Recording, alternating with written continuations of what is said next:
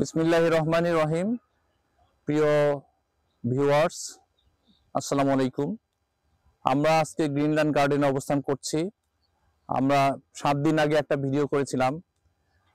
আজকে আমরা দেখব যে আমাদের এই গ্রিনল্যান্ড গার্ডেনে অর্গানিক ফার্মিংয়ে অর্থাৎ সামান টেকনোলজি ব্যবহার করে আমাদের যে শাকসবজি ফলমূল উৎপাদন হচ্ছে সেটার এই 7 দিনের যে গ্রোথটা হলো সেটা আমরা দেখব।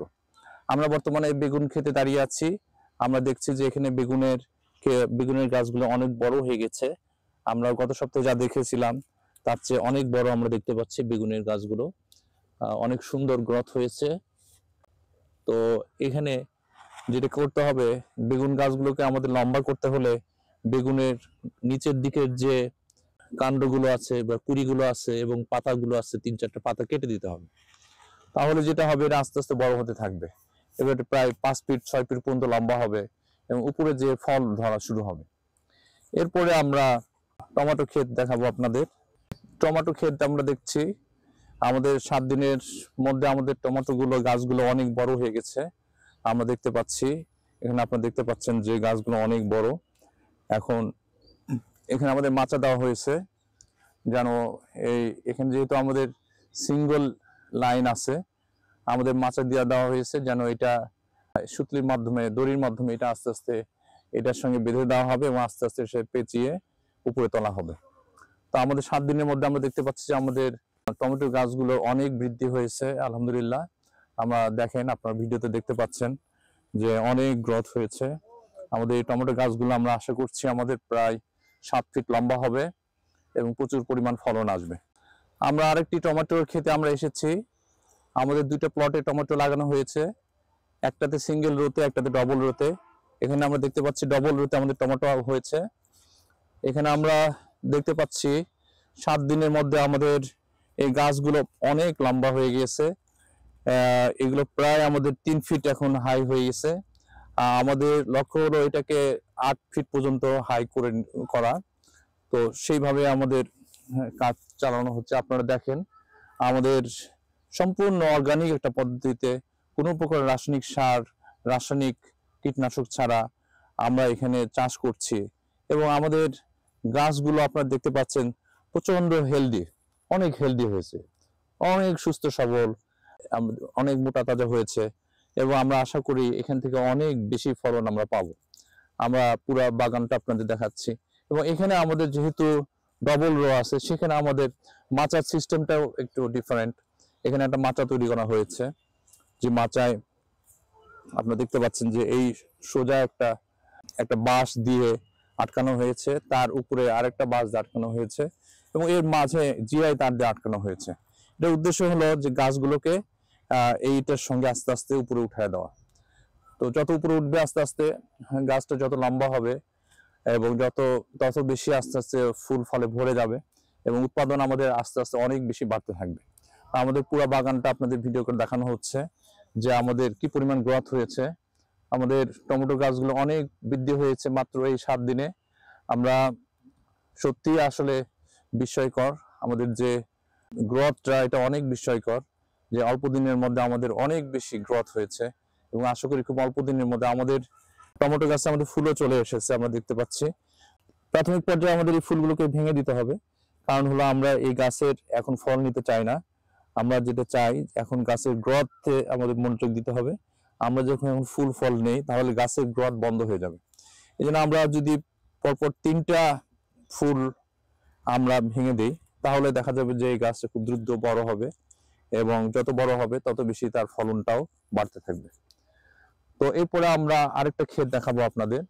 আমরা বর্তমানে শশা ক্ষেতে দাঁড়িয়ে আছি। আমাদের একটা প্লটে শশা লাগানো হয়েছে। আমরা গত 7 দিন আগে যে পর্যায়ে দেখেছিলেন, এই 7 দিনের মধ্যে আমাদের শশা গাছগুলো অনেক বড় হয়ে গিয়েছে এবং এটাকে মাচাতে উঠায় দেওয়ার মতো অবস্থা আমাদের তৈরি হয়েছে। এখানে আমাদের অনেক বেশি লম্বা মাচা দিতে হচ্ছে, প্রায় 10 ফিট লম্বা মাচা আমাদের তৈরি করা হয়েছে। এই শশা গাছটাকে আমরা পুরো মাচায় উঠায় দিব। আর আমাদের এই এগ্রিকালচার সিস্টেমটা, সামান টেকনোলজিতে এগ্রিকালচার সিস্টেমটা হলো আমাদের ভার্টিক্যাল এগ্রিকালচার সিস্টেম ফলো করা হয়েছে।